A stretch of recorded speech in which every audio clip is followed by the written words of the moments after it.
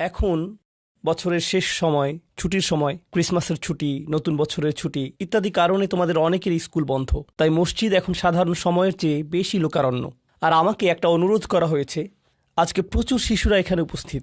আপনি কি এমন একটা খুতবা দিতে পারবেন যেন আমরা তাদেরকে নামাজ পড়তে বলতে পারি? কারণ বাচ্চাগুলো এখন বেশিরভাগ সময় বাসায় কাটাচ্ছে, আর তারা তাদের পিতামাতার কথা শোনে না, নামাজ পড়তে বললেও পড়ে না। আপনি কি কোনোভাবে তাদেরকে নামাজ পড়ার জন্য অনুপ্রাণিত করতে পারবেন? আমি এই খুতবার নাম দিয়েছি বাচ্চাগুলোর সাথে আমাকে কথা বলতে দিন। আর এখানে উপস্থিত বাচ্চাদের আমি যা করতে বলবো, তোমাদের যাদের নামাজ পড়তে কষ্ট হয়, পড়তে ইচ্ছা করে না, আর তোমাদের আম্মুরা বকাঝকা করে এবং বলে ওঠো নামাজ পড়ো, তোমরা এখন ছুটিতে আছো, এখন তো কোনো অজুহাত নেই, যাও মসজিদে যাও, তোমরা তখন অনিচ্ছা সত্ত্বেও উঠো আর মনে মনে বলো আম্মা আপনি একটু থামতে পারবেন, খুবই বিরক্তিকর। এমনকি যখন নামাজে দাঁড়াও আল্লাহু আকবার বলে চোখ এদিক ওদিক ঘোরাতে থাকো, তোমরা এটাই করো। এখন পিতামাতাদের উদ্দেশ্যে কিছু কথা বলছি। যদি আপনার বাচ্চাদের জোর করে নামাজ পড়ান, চাপ প্রয়োগ করে নামাজ পড়ান, বকাঝকা করে নামাজ পড়ান, তখন তারা হয়তো কোনো মতে নামাজ পড়ে, আর তাদের বয়স 13, 14, 15। তাদের নামাজ পড়া দেখে আপনার হয়তো ভালো লাগে, কিন্তু তারা তো নামাজ উপভোগ করে না। আর এই ধর্ম আসলে বাহ্যিক ধার্মিকতা নিয়ে নয়, এই ধর্মের মূল নির্যাস হলো অন্তরের ধার্মিকতা। তাই দৃষ্টিনন্দন কোনো একটি কাজ আমার চোখের সামনে হচ্ছে বলেই যে আমরা আমাদের বাচ্চাদেরকে দিয়ে ভালো কিছু অর্জন করে ফেলেছি তা কিন্তু নয়। এক দৃষ্টিতে এটা ভালো, কিন্তু এটা তো কৃত্রিম, এটা বাহ্যিক, যেন সুন্দর একটা গাছ কিন্তু ভিতরটা ফাঁকা। আর আল্লাহ এই ধর্মের মূলকে এভাবে বর্ণনা করেছেন, আসলুহা সাবিত ওয়া ফারউহা ফিস সামা, যার মূল সুদৃঢ়ভাবে স্থাপিত আর শাখা প্রশাখা আকাশ পানে বিস্তৃত।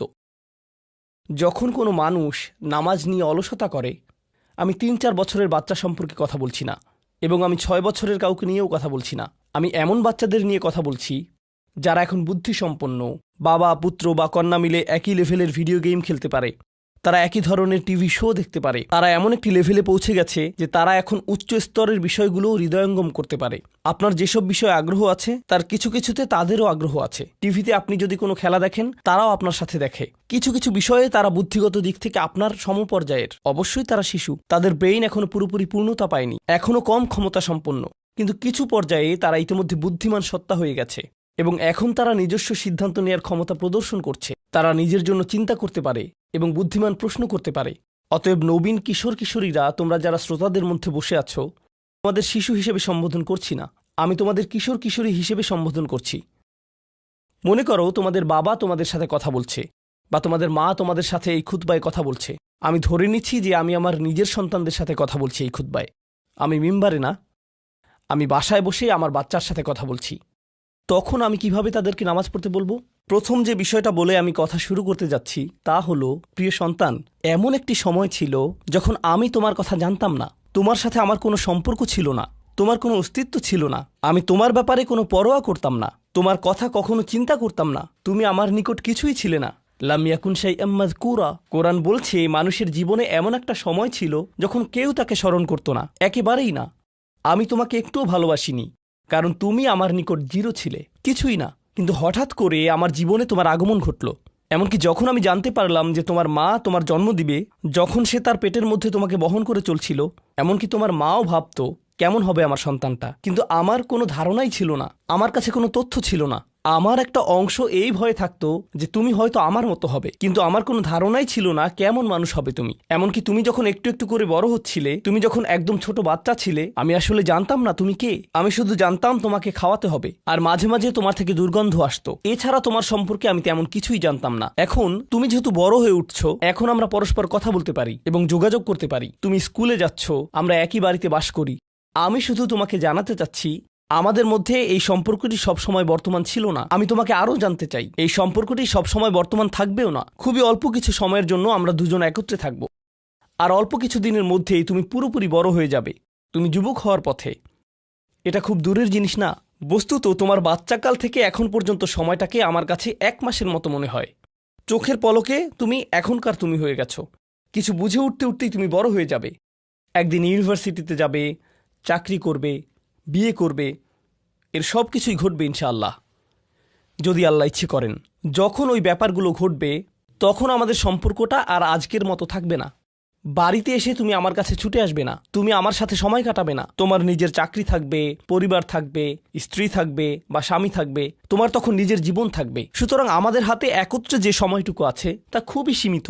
এমনকি এই সময়টুকুতেও তোমার স্কুল আছে, আমার চাকরি আছে, আমাকে বাজার করতে হয়। আমাদের হাতে হয়তো দৈনিক 20 মিনিট সময় থাকে সত্যিকারের কথা বলার। আমাদের একসাথে অতিশয় সংক্ষিপ্ত কিছু সময় থাকে। তুমি যখন বড় হয়ে যাবে তখন আমার সম্পর্কে তুমি শুধু আমাদের একত্রে কাটানো ওই গুটিকত মুহূর্তগুলোর কথাই স্মরণ রাখবে, কারণ আমাদের কাছে একত্রে কাটানোর মতো 24 ঘন্টা নেই, আমাদের নেই। তো মোট কথা, প্রথম যে জিনিসটি আমি তোমাকে জানাতে চাই তা হলো, আমি তোমাকে কোনো মতে চিনি। আমি জানি আমরা একত্রে বাস করি, কিন্তু আমি সত্যিই তোমার সম্পর্কে খুবই অল্প জানি। কেন জানো? কারণ কোনো মানুষ অন্য কোনো মানুষকে সত্যিকার অর্থে চিনে না। তুমি যা যা চিন্তা করো তার সবটা তো আমাকে বলো না, আর আমিও নিজের চিন্তার সবকিছু তোমাকে জানাই না। কিন্তু এমন এক সত্তা আছেন যিনি তোমাকে চিনতেন, এমনকি যখন তুমি আমার নিকট কিছুই ছিলে না তখনও। এমন এক সত্তা আছেন যিনি তোমাকে তখনও ভালোবাসতেন যখন সৃষ্টি জগতের কেউই তোমাকে ভালোবাসতো না, এই জগতের কেউই তোমাকে স্নেহ করতো না।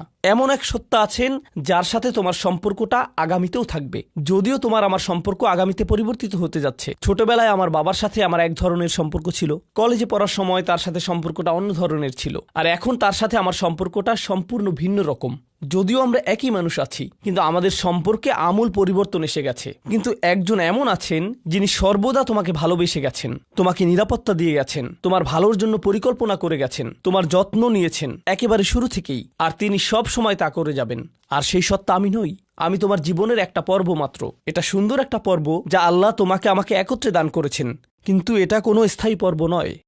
এটা ছিল প্রথম ব্যাপার যা আমি তোমাকে জানাতে চেয়েছি। দ্বিতীয় যে বিষয়টি আমি তোমাকে জানাতে চাই তা হলো, আমি যখন তোমাকে নামাজ পড়তে বলি বা কোনো কিছু করতে বলি, তোমার তখন মনে হয় আমি তোমাকে নিয়ন্ত্রণ করছি, তোমার উপর বসগিরি দেখাচ্ছি, তোমাকে কেবল এটা ওটা করতে বলি। আমি চাই তুমি জেনে রাখো, আমার পক্ষে আসলে তোমাকে নিয়ন্ত্রণ করা সম্ভব নয়। আমি তোমাকে উপদেশ দিতে পারি, কঠোরতা দেখাতে পারি মাঝে মাঝে, এটা সত্য, কিন্তু অতি সত্বর তুমি এতটা বড় হয়ে যাবে যে তখন যত জোরেই আমি চিৎকার চেঁচামেচি করি না কেন, আমার কণ্ঠস্বর যত উঁচুই করি না কেন, যত হতাশাই ব্যক্ত করি না কেন, এতে কোনো লাভ হবে না। কারণ তোমার সিদ্ধান্তগুলো তুমিই নিবে। তুমি এরকম বলবে, আচ্ছা বাবা, আমি একটু পরে তোমাকে কল দিচ্ছি, আমাকে এখন যেতে হবে, আর একটা কল এসেছে। তুমি তখন আমাকে অপেক্ষায় রাখবে আর নিজের কোনো প্রয়োজন সারবে। মূলত অধিকাংশ সময় তোমার পছন্দ অপছন্দের উপর আমার কোনো নিয়ন্ত্রণই থাকবে না। তুমি যখন স্কুলে থাকো এবং বন্ধুদের সাথে আড্ডা দাও, তাদের সাথে কথাবার্তা বলো, আমি ওইসব কথাবার্তার কোনো কিছুই নিয়ন্ত্রণ করি না। আর আমি যদি ইতিমধ্যেই তোমাকে আইপ্যাড বা ফোন বা এরকম কিছু দিয়ে থাকি, আর এগুলো দিয়ে তুমি তোমার বন্ধুদের সাথে যোগাযোগ করো, তুমি তখন কোন ধরনের যোগাযোগ করো তার উপর আমার কোনো নিয়ন্ত্রণই থাকে না। এমনকি যদি আমি ওইসব ডিভাইসে প্যারেন্টিং কন্ট্রোল অ্যাপস ইনস্টল করে দেই, তবুও আমি তোমার চিন্তা নিয়ন্ত্রণ করতে পারি না। আমি কিছুটা নিয়ন্ত্রণ পেতে পারি, কিন্তু সেটা খুবই সীমিত। তবে এমন একজন আছেন যিনি নিয়ন্ত্রণ করে গেছেন তোমার শরীরের প্রতিটি কোষ। একসময় তুমি যে মাইক্রোস্কোপিক তরল পদার্থ ছিলে, সেটাও তিনিই নিয়ন্ত্রণ করে গেছেন, যা তোমার মায়ের গর্ভে বড় হচ্ছিল, যা নিয়ন্ত্রণ করছিল তোমার জেনেটিক ক্রোম, যার উপর ভিত্তি করে তোমাকে সৃষ্টি করা হয়েছে। কেমন হবে তোমার শরীরের রং, তোমার চুলের আকৃতি, তোমার চোখ, তোমার বুদ্ধি কেমন হবে, তুমি কতটা লম্বা বা বেটে হবে, এর সবকিছুই তিনিই নিয়ন্ত্রণ করে গেছেন। তোমার উপর আসলে তার নিয়ন্ত্রণ আছে, আমার নয়। আমার একটি কথা মনে পড়ে গেল, যা রাসূল সাল্লাল্লাহু আলাইহি সাল্লাম তার মেয়ে ফাতিমা রাদিয়াল্লাহু আনহাকে বলেছিলেন, ইয়া ফাতিমা বিনতি মুহাম্মদ ইত্তাকিল্লাহ ফা ইন্নী লা আমলিকু লাকি মিনাল্লাহি শাইআ। ও ফাতিমা, মুহাম্মাদের কন্যা, আল্লাহর ব্যাপারে সচেতন থাকো। আল্লাহর নিকট আমার কোনো কর্তৃত্ব থাকবে না তোমার ব্যাপারে। এখন আমরা পরবর্তী পয়েন্টে এসে গেছি, যা এই কথার সাথে সম্পর্কিত।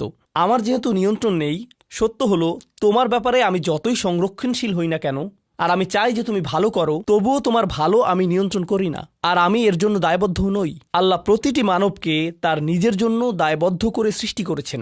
দেখো, তুমি যদি ট্রাফিক আইন লঙ্ঘন করো, যদি একদিন ড্রাইভিং লাইসেন্স পাও এবং এরপর রাস্তায় লাল বাতি উপেক্ষা করে চলে যাও, পরে পুলিশ তোমাকে ধরলো, তখন তো তুমি বলতে পারবে না, আপনি একটু আমার বাবার সাথে কথা বলতে পারবেন না।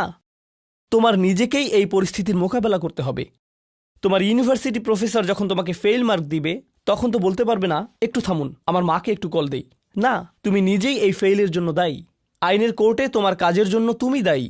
ইউনিভার্সিটিতে তোমার পাশ ফেলের জন্য তুমি দায়ী। তোমার চাকরিতে তুমি তোমার জন্য দায়বদ্ধ। তোমার স্বাস্থ্যের ক্ষেত্রে তুমি কি আহার করো, তুমি তোমার জন্য দায়বদ্ধ। নিজেকে যে কোনো বিপদে ফেললে এবং নিজের কোনো ক্ষতি করলে তুমি দায়বদ্ধ তোমার জন্য। তোমার বয়স যত বাড়বে, তোমার স্বাধীনতা যত বাড়বে, তোমার দায়বদ্ধতাও তত বৃদ্ধি পাবে। কেউ তোমাকে নিয়ন্ত্রণ করবে না এবং তোমার কাজের জন্য অন্য কেউ দায়ী হবে না। লা তাজিরু ওয়াজিরাতুন উযরা উখরা। কোনো ভার বহনকারী অন্যের ভার বহন করবে না। আমি আসলে তোমার জন্য দায়ী নই। আর শেষ বিচারের দিন আমরা প্রত্যেকে সম্পূর্ণ একাকী আল্লাহর সামনে উপস্থিত হব। এখন এই দুনিয়াতে আমরা একসাথে একত্রে বসবাস করছি, আমরা একই পরিবারের সদস্য, আমরা কোলাকুলি করি, আমি আমৃত্যু তোমাকে ভালোবাসি, আমি সর্বদা তোমাকে নিয়ে চিন্তা করি। কিন্তু সামনে এমন একটা দিন আসছে যেদিন আমরা আমাদের সমগ্র অস্তিত্বের সবচেয়ে নিঃসঙ্গ সময় পার করব। বস্তুত শেষ বিচারের দিন তুমি যদি আমার কাছে দৌড়ে আসো, এমন হতে পারে যে আমি তোমার থেকে দৌড়ে পালাবো। তোমাকে চিনি না আমি, দূর হও আমার কাছ থেকে। আমি এখন আমার হিসেব নিয়ে চিন্তিত, কারণ তোমার সাথে আমার সম্পর্কটি ছিল সামান্য কয়েকটি ক্ষুদ্র সেকেন্ডের জন্য আল্লাহর সাথে সম্পর্কের তুলনায়, যে সম্পর্কটি আরো অনেক বড়, অনেক বেশি পুরনো, আর ওটা থাকবে আরো বেশি সময় ধরে। আমাকে এখন ওই সম্পর্কটা নিয়ে ডিল করতে হবে শেষ বিচারের দিন। অতএব আমাদের এই সম্পর্কটি ইয়াউমা ইয়াফিরুল মারউ মিন আখিহি ওয়া উম্মিহি ওয়া আবিহি, এই ধরনের সব আয়াত। লোকটি পালাবে তার মা থেকে, তার বাবা থেকে, তার ছেলে মেয়েদের থেকে, তার ভাই বোনদের থেকে, তার স্ত্রী বা স্বামী থেকে। কেউ কেউ ভাবছেন স্ত্রী থেকে পালানো, এটা তো আমি বর্তমানেও করি। তো পরবর্তী যে বিষয়টি আমি তোমাকে জানাতে চাই তা হলো, আমি তোমার কাছ থেকে সম্মান অনুভব করতে চাই, ঠিক যেভাবে তুমিও আমার প্রদত্ত যত্ন অনুভব করতে চাও। তুমি যখন কাউকে ভালোবাসো তখন কেমন যেন তার কাছে তোমার একটা চাহিদা তৈরি হয়। আমার নিকট তোমার চাহিদা হলো বাসার সমস্ত প্রয়োজন ঠিকমতো মেটানো হচ্ছে তো, আমার দায় দায়িত্বের অন্তর্ভুক্ত। আমার কাছে তোমার চাহিদা হলো আমি যেন কারেন্ট বিল প্রদান করি, ঘরের এসিটা যেন কাজ করে। তুমি চাও আমি যেন তোমার স্কুলে যাওয়া নিশ্চিত করি, তুমি চাও আমি যেন তোমাকে জামা কাপড় কিনে দেই। এগুলো আমার দায়িত্ব। আর আমি চাই তুমি যেন আমাকে কিছুটা সম্মান প্রদর্শন করো এবং শ্রদ্ধা দেখাও এবং আমার কথা শোনো। এগুলো তো সবাই বুঝে, কিন্তু আল্লাহর সাথে তোমার সম্পর্কটা অন্যরকম। তার কাছ থেকে তোমার অনেক কিছু দরকার, কিন্তু তোমার কাছ থেকে তার কোনো কিছুরই দরকার নেই। তোমাকে তার একটুও প্রয়োজন নেই। আসলেই তার কারোরই দরকার নেই বা কোনো কিছুরই দরকার নেই। চলো তোমার সম্পর্কে কথা বলি। তুমি যখন বলো আমাকে কেন নামাজ পড়তে হবে, আমার নামাজ আল্লাহর কেন এত দরকার, তোমার কোনো কিছুরই আল্লাহর প্রয়োজন নেই। এই নামাজ কোনোভাবেই তার উপকারে নয়। আল্লাহ এমনকি বলছেন যখন কোনো কিছুই থাকবে না। চলো কোরআন থেকে একটা উদাহরণ দেই। যখন এই মহাবিশ্বে কিছুই থাকবে না, চলো কয়েক সেকেন্ডের জন্য আল্লাহর গৌরব নিয়ে কথা বলি। সম্প্রতি বিশ্বকাপ চলার সময় আমি কাতারে ছিলাম। যেই টিম জয়লাভ করে, আর্জেন্টিনা জয়লাভ করে, তাদের জন্য এটা ছিল একটা দারুণ গৌরবময় মুহূর্ত। সবাই তাদেরকে নিয়ে আনন্দ উৎসবে মুখর। কল্পনা করো খেলোয়াড়টাকে নিয়ে উৎসব চলছে, কিন্তু কোনো দর্শক নেই, কোনো ক্যামেরা নেই, কোনো স্টেডিয়াম নেই, কিচ্ছু নেই। একটা লোক একা একা একটি দ্বীপে বাস করে। সে ফুটবলটাতে লাথি দিয়ে একটা গোল করে ফেলল আর বলে উঠল, ইয়ে, আমি সেরা। কিন্তু কেউ তো সেখানে নেই। এমন ঘটনার কথা শুনলে মনে করবে এই লোকটি পাগল হয়ে গেছে, তাই না? গৌরব পেতে হলে গৌরব করার মতো একদল দর্শক থাকতে হবে। স্বীকৃতি পেতে হলে একদল মানুষ আশেপাশে থাকতে হবে যারা স্বীকৃতি দিবে। প্রশংসা পেতে হলে, কদর পেতে হলে নিজে নিজে তো আর প্রশংসা পেতে পারো না। এমন কেউ থাকতে হবে যে তোমার জন্য এই প্রশংসাটা করবে। কিন্তু আল্লাহ বলেন, কুল্লু মান আলাইহা ফান ওয়া ইয়াবকা ওয়াজহু রাব্বিকা যুল জালালি ওয়াল ইকরাম। তিনি বলেন সব কিছুই ধ্বংস হয়ে যাবে এই ধরাপৃষ্ঠের, তথাপি তোমার রবের চেহারা থেকে যাবে। আল্লাহই একমাত্র সত্তা, যিনি তখনও মহিয়ান এবং গরিয়ান। এমনকি যখন তার প্রশংসা এবং গৌরব বর্ণনা করার কেউ থাকবে না, অন্য যে কারো ক্ষেত্রে কাউকে না কাউকে এটা করে দিতে হয়। তাই আল্লাহর প্রয়োজন নেই আমার নামাজের, আমার হালাল মুরগি খাওয়া আল্লাহর প্রয়োজন নেই, আমার মন্দ বলা থেকে বিরত থাকাও আল্লাহর প্রয়োজন নেই। তাই নিজের মাথা থেকে এই চিন্তা দূর করে দাও যে নামাজ পড়ার মাধ্যমে তুমি কোনোভাবে অন্য কারো উপকার করছো। আল্লাহ এমনকি বলছেন, ইয়ামুন্নুনা আলাইকা আন আসলামু, তারা মনে করে তারা ইসলাম গ্রহণ করে তোমাকে ধন্য করেছে। লা তামুন্নু আলাইয়া ইসলামাকুম, আমাকে বলতে এসো না যে তোমার ইসলামের মাধ্যমে তুমি কোনোভাবে আমার উপকার করেছো। বালিল্লাহু ইয়ামুন্নু আলাইকুম, বরং আল্লাহই তোমাদের প্রতি অনুগ্রহ করেছেন। এখন পরবর্তী বিষয়, আচ্ছা কেউ একজন নামাজ পড়ে না কেন? আমি তোমার সম্পর্কে বলছি না, আমার প্রিয় ছেলে বা প্রিয় মেয়ে। শুধু প্রশ্নটি নিয়ে চিন্তা করো যে মানুষ কেন নামাজ পড়ে না। এর অনেকগুলো উত্তর থাকতে পারে, আর এই প্রশ্নের উত্তর আল্লাহর কাছেও আছে। উত্তরটা খুবই ভয়ঙ্কর। এই উত্তরটি আমি খুতবার শুরুতে পড়েছি। তিনি বলেন, ফালা সাদ্দাকা ওয়ালা সাল্লা ওয়ালাকিন কাযযাবা ওয়া তাওয়াল্লা। সে আসলে সত্য গ্রহণ করেনি এবং সে নামাজও পড়েনি। তিনি কাফির সম্পর্কে বলছিলেন। তিনি দুইটা জিনিস বলেছেন, এই লোকটি সত্য গ্রহণ করেনি এবং নামাজও পড়েনি, কথাটা ভাবনার উদ্রেক করে। যদি বলা হয় সে সত্য গ্রহণ করেনি, আমার আশা হলো তিনি বলবেন লা সদ্দাকা ওয়ালা আমানা, কিন্তু তিনি বলছেন লা সল্লা। এর মানে হলো আল্লাহর সত্য গ্রহণ করার ব্যাপারে তোমার অন্তরে কিছু একটা মিসিং আছে। না না না, বাচ্চাটা বলে আমি আল্লাহকে বিশ্বাস করি, আমি মুসলিম। হ্যাঁ, তুমি এখানে মুসলিম, তোমার মাথায়, কিন্তু এই সত্য তো শুধু তোমার মাথার জন্য না, এই সত্য তোমার অন্তরের জন্য। তুমি এখনো অনুভব করছো না যে ব্যাপারটা কেমন সিরিয়াস, তুমি এখনো উপলব্ধি করছো না যে এটা কি। মাঝে মাঝে কোনো বিষয় তুমি জানো হয়তো, কিন্তু এই নিয়ে চিন্তা করা থেকে পালিয়ে বেড়াও। এটা সত্য, তুমি জানো বিষয়টা কিন্তু চিন্তা করতে চাও না।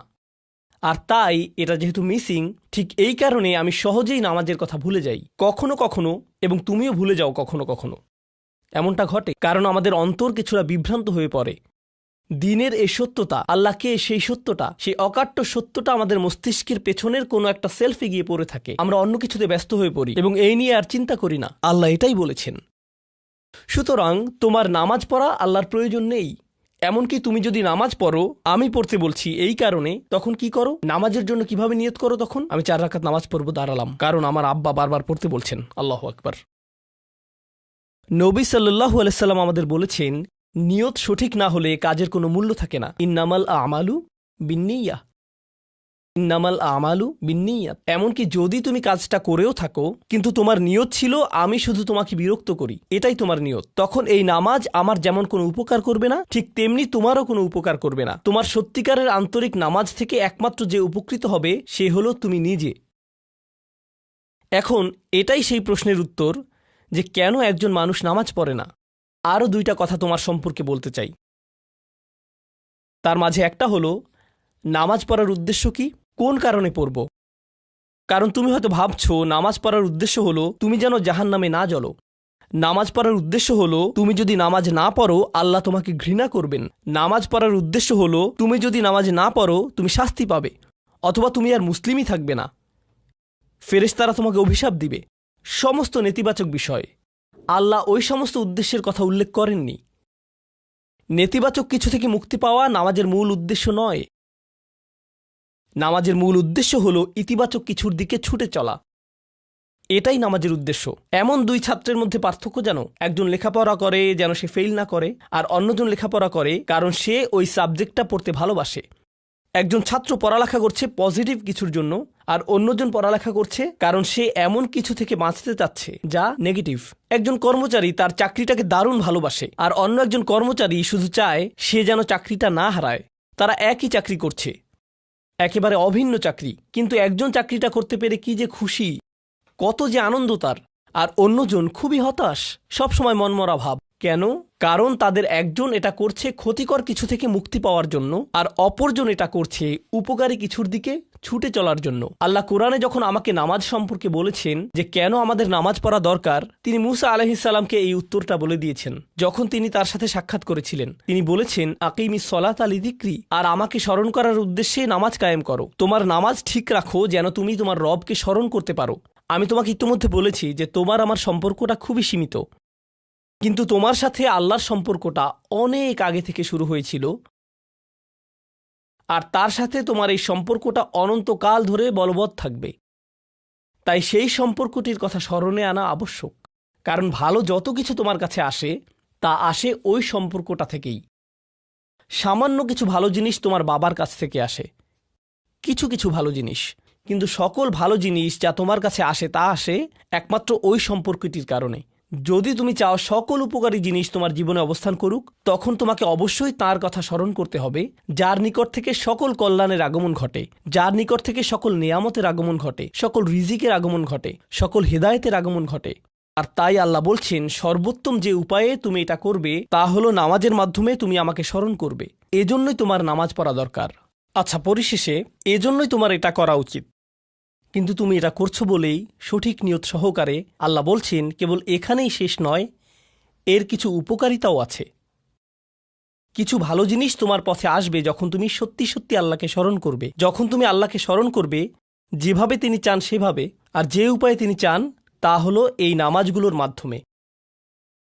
তুমি যদি এটা করতে পারো, আল্লাহ বলছেন ইন্না সলাতা তানহা আনিল ফাহশা ওয়াল মুনকার। এমনকি এই আয়াতেও ওয়ালা যিকরুল্লাহি আকবার, তিনি বলছেন নামাজের মধ্যে এই উপকারটি আছে যে এটা তোমাকে অশ্লীলতায় পড়ে যাওয়া থেকে রক্ষা করবে। কারণ অশ্লীলতা তোমার চারপাশে বিরাজমান, আর আমি প্রিয় পুত্র তোমাকে এটার সম্মুখীন হওয়া থেকে রক্ষা করতে পারবো না। অশ্লীলতা তোমার ফোনে, অশ্লীলতা তোমার স্কুলে, অশ্লীলতা তোমার বন্ধুদের মাঝে, অশ্লীলতা ঈদের অনুষ্ঠানে, যখন কোনো কর্নারে গিয়ে বন্ধুদের সাথে আড্ডা দাও, অশ্লীলতার উপস্থিতি তুমি সর্বত্র দেখতে পাবে। প্রতিবার যখনই তুমি অশ্লীলতার দিকে এগিয়ে যাবে, তোমার অন্তর ক্ষতিগ্রস্ত হয়ে পড়বে। আর আল্লাহ বলছেন যদি তুমি এই নামাজগুলো আদায়ে যত্নবান হও, এগুলো তোমাকে অশ্লীলতার করাল গ্রাস থেকে রক্ষা করবে। একবার যদি তুমি অশ্লীলতায় ডুবে যাও, তখন তুমি হয়ে পড়বে যেমন তুমি যদি দূষিত বাতাসে নিঃশ্বাস নাও, প্রথম তোমার কাশি আসবে, কিন্তু যদি এতে বেশিক্ষণ অবস্থান করো, একসময় এতে তুমি অভ্যস্ত হয়ে পড়বে। অশ্লীলতাও ঠিক এরকম, এতে আকণ্ঠ নিমজ্জিত থাকলে একসময় এটাকে আর বড় অপরাধ বলে মনে হবে না, নিজেকে এর থেকে রক্ষা করার কোনো গরজ অনুভব করবে না আর, কারণ তোমার প্রতিরোধ ব্যবস্থা দূষিত হয়ে গেছে। এরপর তুমি এমনকি আরও বিষাক্ত আচরণের জন্য প্রস্তুত হয়ে যাবে, এমনকি আরও জঘন্য বিষয় ওয়াল মুনকার, এমনকি আরও ঘৃণ্য কাজও তোমার দ্বারা সম্পন্ন হয়ে যেতে পারে। অধপতনের অতল গহ্বরে হারিয়ে যাওয়া থেকে এই নামাজগুলো তোমাকে রক্ষা করবে।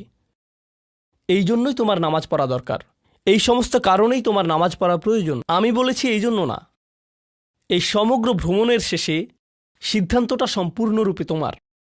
কারণ আল্লাহ হয়তো আগামীকালই আমাকে নিয়ে যেতে পারেন, আল্লাহ হয়তো আমাকে 1 বছরের মধ্যেই নিয়ে যেতে পারেন। তোমার এবং আমার মাঝে যে এই সম্পর্কটা বর্তমানে আছে, এমনকি যদি আমরা 100 বছরও বাঁচি, আমরা এর চেয়ে বেশি বাঁচতে পারবো না। একটা সময় আছে যখন এর সমাপ্তি ঘটবে, কিন্তু ওই সম্পর্কটি, তুমি যদি সত্যিই ওই সম্পর্কটি সম্মান করতে চাও, নামাজ পড়ো। তোমার প্রতি এটাই আমার উপদেশ।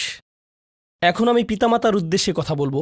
এটা হবে ছোট্ট একটা রিমাইন্ডার আমার জন্য এবং আমাদের সবার জন্য, আমাদের পিতামাতাদের জন্য। সন্তানাদি আল্লাহ প্রদত্ত একটা নিয়ামত, তাদেরকে এজন্য দেওয়া হয়নি যেন আমরা তাদের নিয়ন্ত্রণ করতে পারি। যত বেশি আমরা তাদেরকে নিয়ন্ত্রণ করতে চাইব, তত বেশি হতাশ হব সকল অবস্থাতেই। আমি দেখেছি এমনটা, বিশেষ করে যে পরিবারগুলো তাদের সন্তানদের দিনের সুরক্ষা করতে চায়, তারা যত বেশি সন্তানদের উপর জোর করে দিন চাপিয়ে দিতে চায়, তত বেশি ওই ছেলেমেয়েগুলো অদ্ভুত সব উপায়ে বিদ্রোহ প্রকাশ করে। কারণ যে বিষয়টা আল্লাহ চান আপনি তাদেরকে প্রদান করুন, আপনার ছেলেমেয়েদের কাছে আপনার যে সুযোগ আছে সেটা তাদেরকে আপনার আদেশ নিষেধ মানতে বাধ্য করার জন্য নয়। সুযোগটা এই জন্য দেয়া হয়েছে যেন আপনি তাদেরকে এমন সব বিষয়ে চিন্তা করাতে পারেন যা শুধু আপনার পক্ষেই চিন্তা করানো সম্ভব, তাদেরকে এমন সব বিষয়ে পছন্দ করাতে পারেন যা শুধু আপনার পক্ষেই পছন্দ করানো সম্ভব। আপনার বাচ্চাটা বাস্কেটবল পছন্দ করে কারণ সে আপনাকে বাস্কেটবল খেলতে দেখেছে, সে প্লে স্টেশন পছন্দ করে কারণ সে তার বাবাকে প্লে স্টেশনে খেলতে দেখেছে। এভাবে আপনি বাচ্চাটার অন্তরে কোনো কিছুর জন্য ভালোবাসা তৈরি করে দিতে পারেন, কারণ আপনি যেরকম, আপনার পক্ষে এটা করা সম্ভব। আর যখন বাচ্চাদেরকে বলতে থাকেন তোমার হোমওয়ার্ক করো, তোমার হোমওয়ার্ক করো, আপনার সন্তানের বয়স যখন 40 হবে, সে তখন বলবে না আমি হোমওয়ার্ক ভালোবাসি, কিন্তু 40 বছর বয়সেও সে বলবে আমি বাস্কেটবল ভালোবাসি, আমার বাবা সবসময় বাস্কেটবল খেলতেন। আপনি যা ভালোবাসেন তা ট্রান্সফার হয়ে তার কাছে চলে যায়, আর যা করতে বলেন তা প্রত্যাখ্যাত হয়ে যায়। এমনটি আপনার ক্ষেত্রেও ঘটেছিল। আপনার ছেলেমেয়েদের কথা ভুলে যান, আপনার নিজের বাস্তবতাও এটাই। আপনার বাবার কিছু কিছু জিনিস যে আপনি এখনও পছন্দ করেন তা ভালোবাসার মাধ্যমে আপনার নিকট ট্রান্সফার হয়েছিল, আর আপনার বাবার ওই ব্যাপারগুলো আপনি অপছন্দ করতেন যা তিনি জোর করে আপনাকে গেলাতে চেয়েছিলেন। এখানে উপবিষ্ট প্রত্যেকের বাস্তবতা এটাই, শুধু সেগুলোই গ্রহণ করেছি যেগুলো ভালোবাসার মাধ্যমে হস্তান্তরিত হয়েছিল। ঠিক এই ইশারাটাই আমাদের পিতামাতাদেরকে দেয়া হয়েছে সূরাতুল ইসরার এই আয়াতে, রব্বির হামহুমা কামা রব্বায়ানি সগীরা। রব্বায়ানি মানে যখন তারবিয়া ব্যবহার করা হয় একটি চারাগাছ বড় করার জন্য, আপনাকে চারাগাছটির যত্ন নিতে হবে, এর সযত্নে প্রতিপালন করতে হবে। গাছটির প্রতি চিৎকার চেঁচামেচি করলে তো হবে না, তাড়াতাড়ি বড় হও, তাড়াতাড়ি লম্বা হও। আপনার একে সময় প্রদান করতে হবে। অনেক সময় পোকামাকড় এসে এর পাতাগুলো খেয়ে ফেলতে চাইবে, আপনাকে তখন পোকামাকড় সরিয়ে দিতে হবে। কখনো কখনো একটু কঠোর আচরণ করতে হবে, শুধু অতটুকুই যেন পোকামাকড়গুলো দূর হয়ে যায়। এরপর আবারও এতে পানি দিতে হবে। আমাদের বাচ্চাদের সাথে আমাদের উদাহরণটা ঠিক এমনই। ঠিক এ কারণেই আমরা আমাদের মাতা পিতার জন্য এই দোয়াটা করি। আমি দোয়া করছি আল্লাহ যেন আমাদের সন্তানদেরকে হেদায়েত দান করেন, যা শুধু তার পক্ষেই দেয়া সম্ভব। দোয়া করছি আল্লাহ তাদের অন্তরে ইস্তিকামা প্রদান করুন, যেন তারা তাদের জীবনে সঠিক সিদ্ধান্ত নিতে পারে। আরও দোয়া করছি আল্লাহ তাদেরকে ইব্রাহিম আলাইহিস সালামের দোয়ার মতো করুন, যা তিনি আমাদের সবার জন্য করেছিলেন, রব্বি জাআলনি মুকিমাস সলাতি ওয়া মিন যুররিয়াতি। হে আমার রব, আমাকে সালাত কায়েমকারী বানান এবং আমার বংশধরদের মধ্য থেকেও। আল্লাহ তাআলা এখানে উপস্থিত পিতামাতাদেরকে, আমাকে সহ সবাইকে এমন দৃষ্টান্তে পরিণত করুন যে আল্লাহকে ভালোবাসে এবং যে নামাজকে ভালোবাসে, যেন আমাদের ছেলেমেয়েরা নামাজের প্রেমে পড়ে যায় আমরা যেভাবে নামাজকে ভালোবাসি তা দেখে। বারাকাল্লাহু লি ওয়া লাকুম ফিল কুরআনিল হাকিম ওয়া নাফা'নি ওয়া ইয়্যাকুম বিল আয়াতি ওয়াজ যিকরিল হাকিম।